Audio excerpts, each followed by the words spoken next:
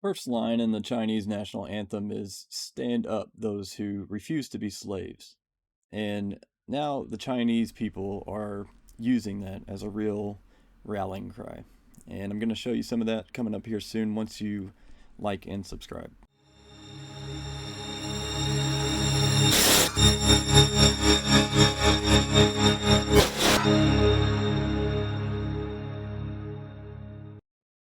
Chinese have been dealing with some of the worst lockdowns and some of the worst COVID restrictions out of anybody in the whole world. They have to stand in long lines and go through a lot of different checkpoints just to get places. So they have to take these COVID tests constantly. And if they're positive or around somebody positive, they get put in a quarantine for an indefinite amount of time. The time changes. You don't know how long you're going to be there. Your kids get taken away. They take people's kids away to put into quarantine if they get a positive COVID test. Also, when everybody walks around, you have to have a phone and a QR code. And so if you want to use public transport or any kind of public service, you've got to show that you have a green QR code. Well, at Foxconn a couple weeks ago, they all of a sudden turned everybody's QR code red, and they had no way of getting home. So they walked home miles on the highway. They just left. They decided that they weren't going to do it anymore and deal with it anymore. And it's really kind of blown up since then.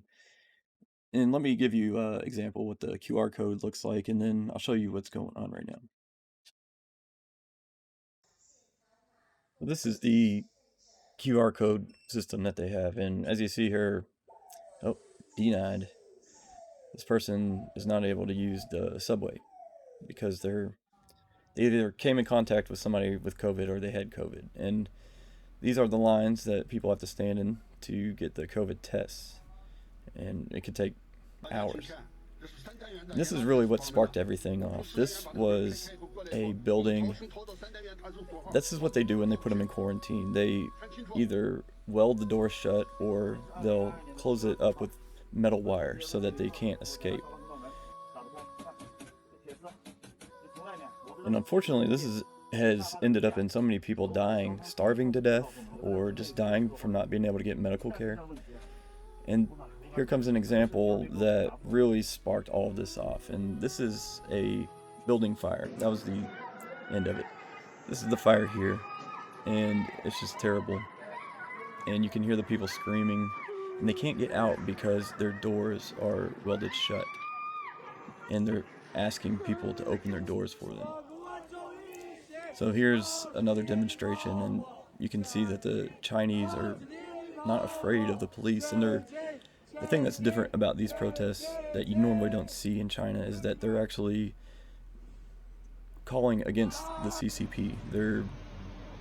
They are calling for Xi Jinping to step down. They're calling for the CCP to step down.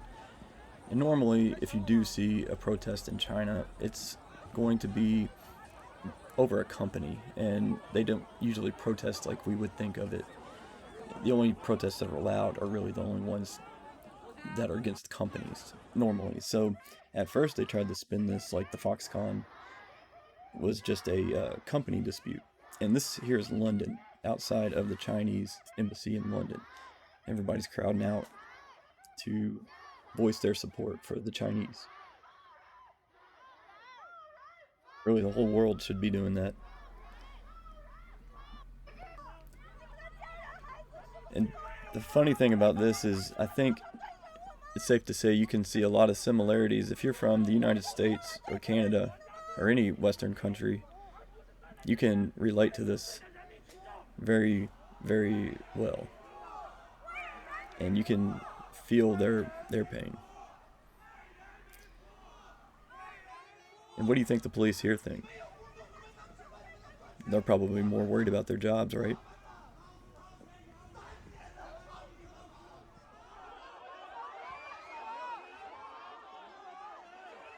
You get arrested here for protesting, it's not just you go to jail overnight and then you get out the next day and Kamala Harris pays your bail. It's you go to the gulag. It's serious punishment. And people are willing to do that, risk that, which is great. Now, these people in the white, whenever you see these white suited people, they're not medical personnel, they're actually police. And they always look like they're medical personnel, but whenever the police show up, that's actually what they show up wearing normally. You see this girl, she didn't do anything. She didn't touch anybody. They just came and slapped her phone out of her hand and started beating her up. A bunch of tough guys there. There's another, I think this is Shanghai. And this is the white paper, it's called the white paper protest. And the Chinese are simply just holding up blank pieces of paper. And they're calling for their freedom. They're demanding their freedom.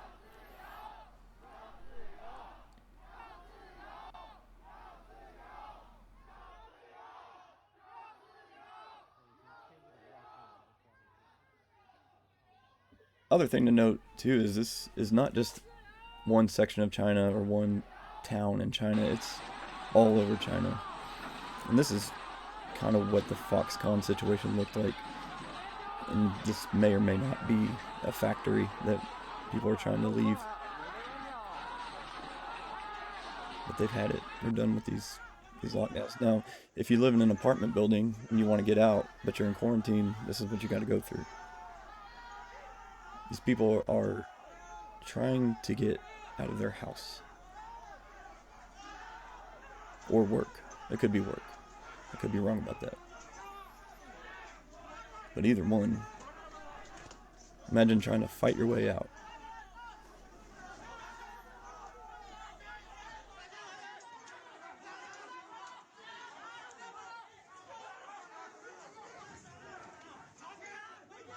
Now the thing is, we can see a lot of this coming to the United States, a lot of this authoritarianism, but we can't let it get to this point. This is where they've let it just go way too far. And I don't know that the Chinese people are actually going to be able to overthrow the CCP or actually overcome this, unfortunately.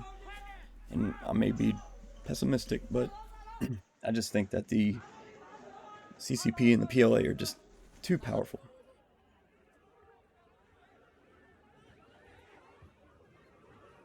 But when people have had it, people are fed up with the way things are, they're gonna be willing to give up a lot in order to fight for their freedom.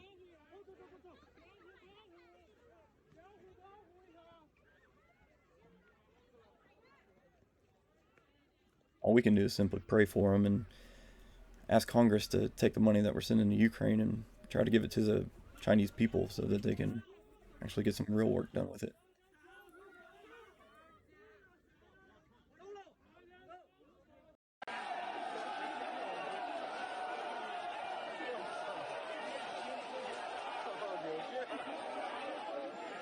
And this is just one last little example of just the massive amount of people that are out protesting. And this is, again, this is unseen in China.